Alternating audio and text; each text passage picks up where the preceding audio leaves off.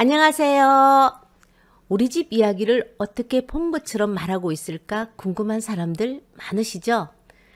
이웃집 사람 사는 이야기를 전해드리는 인생곡에 오늘도 출발합니다. 오늘 상가집 조문을 제가 갔다 왔거든요. 웃을 수도 울 수도 없는 할머님들의 수다 아닌 수다를 전해드리겠습니다. 돌아가신 이 영감님도 중풍으로 딱 10년 고생하고 세상 버렸다 아이가. 왼쪽 팔다리를 사용하지 못하고 지팡이에 몸을 의지한 채 하루 종일 운동하시던 할아버지가 갑자기 돌아가셨다고 합니다.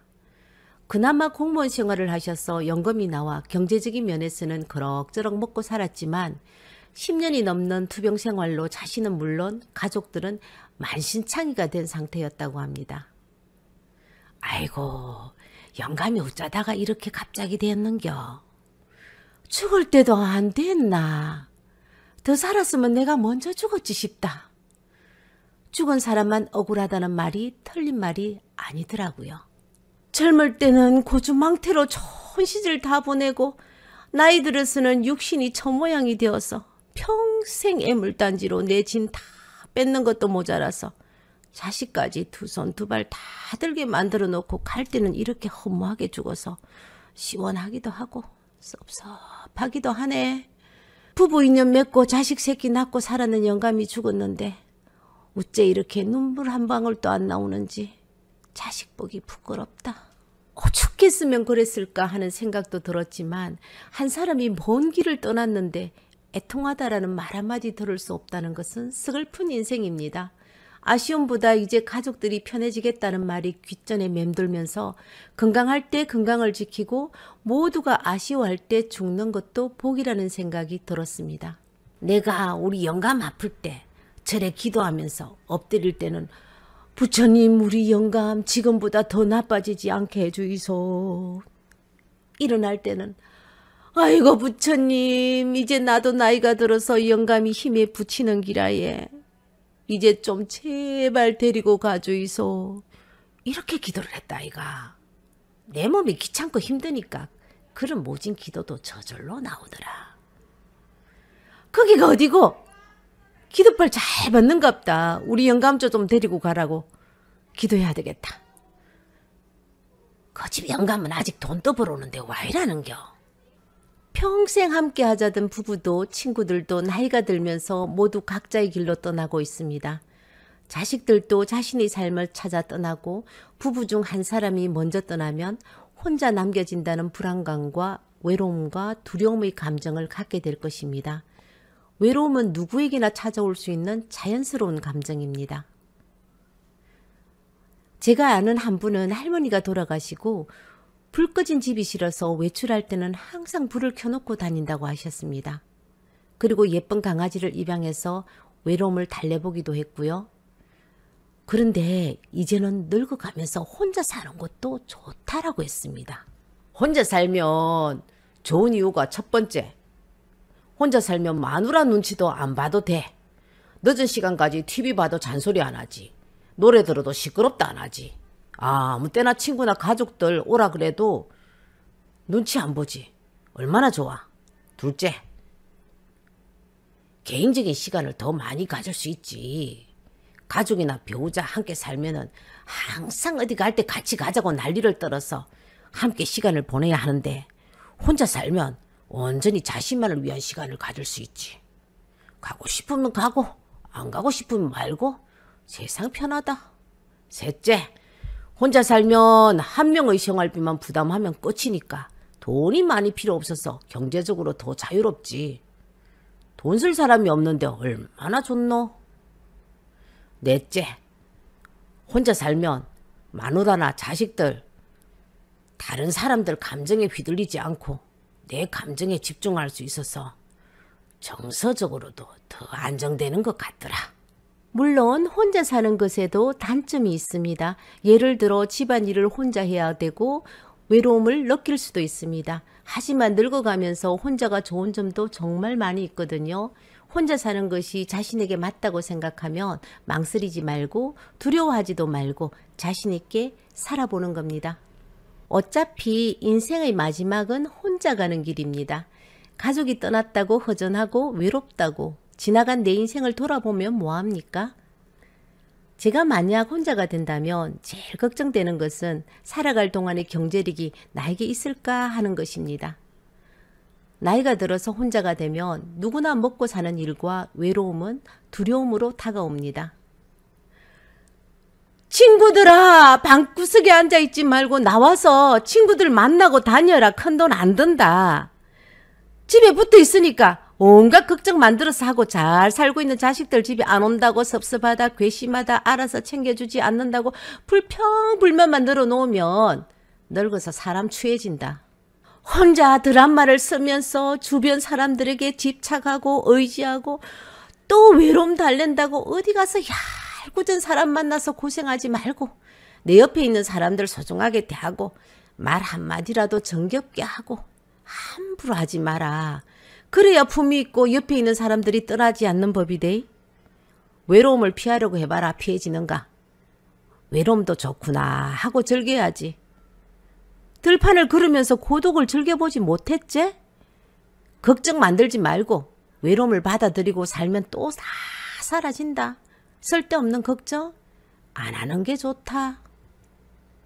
외로움이란 혼자 있는 고통을 표현하는 말이고 고독은 혼자 있는 즐거움을 표현하는 말이라고 합니다.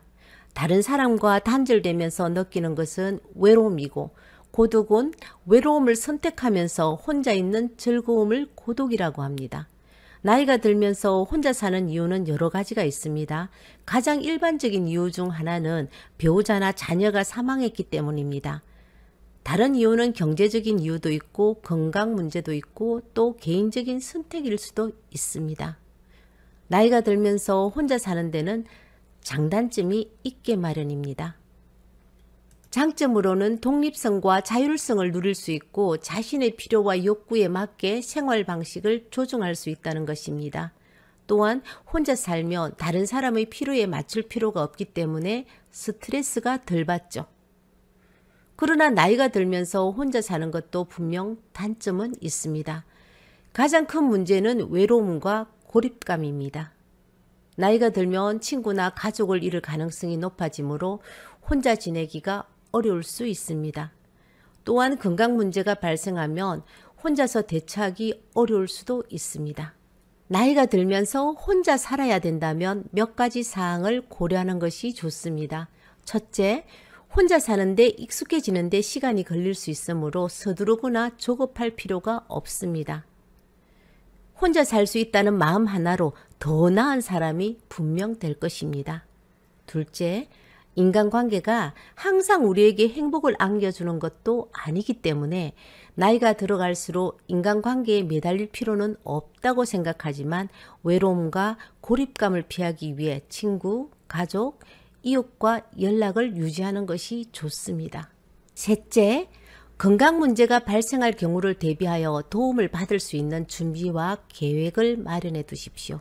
나이가 들면서 혼자 사는 것은 어려운 결정일 수 있지만 잘 준비하면 즐겁고 보람 있는 경험이 될 수 있습니다.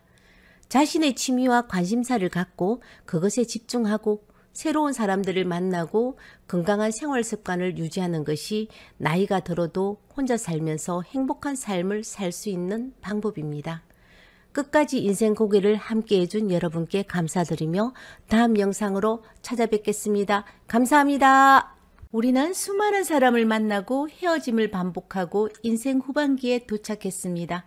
목적지도 없이 앞으로 달려온 사람들이 삶의 한 조각 속에 순간순간마다 이것이 옳은 것인지 이 방향이 가야 하는 길인지 나침판 하나 없이 스스로 선택을 하고 살아온 인생입니다. 후회되는 선택으로 삶이 나락으로 떨어져 보고 탁월한 선택으로 인생의 황금비도 살아보았지만 바꿀 수 없는 것은 누구나 나이가 든다는 것입니다. 나이가 더 들기 전에 어떤 것을 버려야 하는지 어떤 것을 절대로 버리지 말아야 하는 것인지 알아야 할 때입니다. 지금부터 법륜스님의 지혜로운 말씀으로 인생 후반전에 하지 말아야 하는 것들에 대해서 생각해 보겠습니다. 첫째로, 과로하거나 과식하지 마세요. 젊을 때는 조금 아프거나 부러져도 약을 먹거나 수술을 통해 치료할 수 있습니다. 그러나 나이가 들면 한번 아파지면 건강이 쉽게 회복하기 힘들어집니다. 가을비가 내리면 내릴 때마다 겨울이 가까워진다는 말이 있습니다. 그렇기 때문에 몸을 무리하게 젊었을 때처럼 사용해서는 안 됩니다. 젊을 때처럼 몸을 억지로 사용하면 안 되고 절대로 과도한 활동을 해서는 안 됩니다. 본인의 몸 상태에 맞춰 생활하는 것이 중요하므로 나이가 들었으니 자꾸 조금이라도 움직여야 된다고 억지로 무언가를 하려고 하면 안 됩니다. 아무리 맛있는 음식이라도 적당한 양을 먹고 숟가락을 내려놓아야 합니다. 맛있다고 더 달라고 하는 것은 좋지 않으며 과도한 섭취는 독이 될 수 있습니다. 술을 마실 때도 과음을 피해야 합니다. 나이가 들어서는 과음이나 과식을 피해야 합니다. 맛있다고 욕심내어 먹고 나면 소화가 안 돼서 먹지 않았을 때보다 힘들 때가 있습니다. 적절하게 조절하는 것이 중요하고 과음이나 과식을 피해야 합니다. 요즘 우리나라에서 영양실조로 인해 일찍 죽는 경우는 보기 힘들지만 과식이나 과음으로 인해 간경화, 고혈압, 당뇨 등 각종 성인병으로 수명을 단축시키는 경우는 많습니다. 두 번째, 적당히 움직여야 합니다. 일상생활에서는 설거지도 하고 방 청소도 해야 합니다. 시골에서 사는 분들은 농사일을 해야 하고 도시에 사는 사람들은 집안일이나 가까운 곳에서라도 걷기를 해야 합니다. 몸 상태가 좋지 않다고 해서 매일 방에 누워있는 것은 건강에 더 좋지 않는 결과를 낳습니다. 몸에 무리가 가는 활동보다 적당한 움직임이 좋습니다. 다리가 아파도 조금씩 걷거나 가벼운 작업을 하면 몸이 노화되지 않고 운동이 되는 것입니다. 걷거나 일상생활에서 몸을 계속 움직이는 것이 헬스장에서 움직이는 것보다 신체적으로나 정신적으로도 좋습니다. 가끔은 숨이 찰 때까지 일하는 것도 좋습니다. 돈을 벌려고 하는 것이 꼭 아니라도 좋습니다. 젊은 시절에 열심히 일하던 습관이 있어서 시골 노인분들은 욕심을 내서 무리를 하는 경우가 많습니다. 오늘 하던 반일을 마무리하고 싶어서 늦은 시간까지 일하다 밤에 끙끙대며 힘들어합니다. 이제 우리는 젊은 사람이 아닙니다. 무리한 노동을 피하고 적당하게 일을 해야 합니다. 오늘 못하고 내일 한다고 세상이 뒤집어지지도 않습니다. 셋째, 자식에게 다 주지 마십시오. 자식이 예쁘다고 지나치게 많은 것을 다 주는 것은 좋지 않습니다. 죽기 전 노후에 내가 살 수 있을 만큼만 남겨두고 미리 자식에게 분배하는 것은 좋습니다.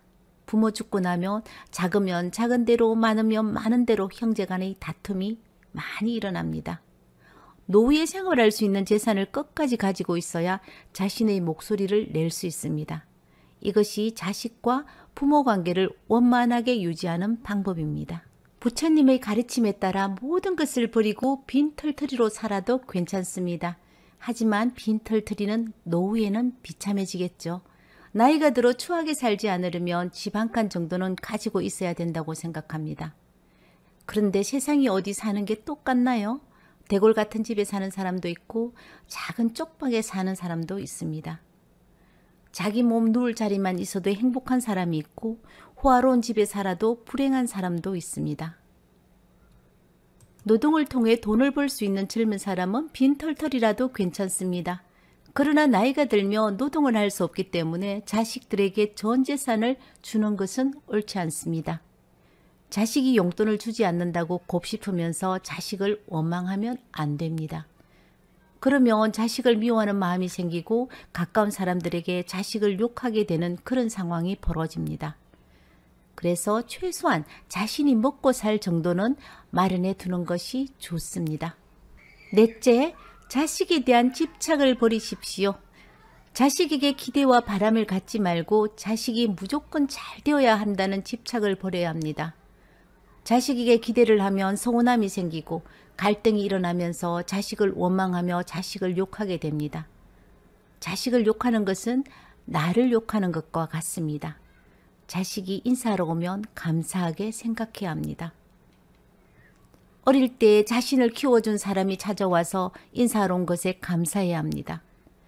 용돈을 주면 고맙다라고 생각을 하고 자식이 귀찮게 하지 않으면 감사해야 합니다. 언제나 긍정적으로 감사하는 마음으로 살아가면 됩니다. 자식이 찾아오지 않을수록 좋습니다. 불쑥 늙은 부모에게 자식이 찾아와 힘들다, 사업한다, 손 내미는 집도 많지 않습니까? 자식이 독립하여 부모에게 손 안 벌리고 잘 살아간다면 이것이 세상에서 가장 고마운 일입니다. 자식이 성인이 되고 독립을 한 후에는 부모를 잘 찾지 않는 것은 당연한 자연의 이치입니다. 효자 자식은 부모의 입에서 만들어집니다. 자식에게 기대하고 실망하고 원망하는 부모에게는 절대 효자 자식이 없습니다. 5번째, 같은 말 반복하지 말고 잔소리하지 마십시오. 나이가 들면 지갑은 열고 입은 닫으라는 말이 있습니다. 이것만 지켜도 자식과 함께 살아도 괜찮습니다. 자식들이 나이 든 부모를 무조건 싫어하지는 않습니다. 그럼 자식이 부모를 찾지 않는 이유가 무엇일까요? 부모의 태도에서 원인을 찾을 수 있습니다. 부모가 잔소리를 많이 했거나 자식 인생에 너무 간섭하지 않았나 돌아봐야 합니다.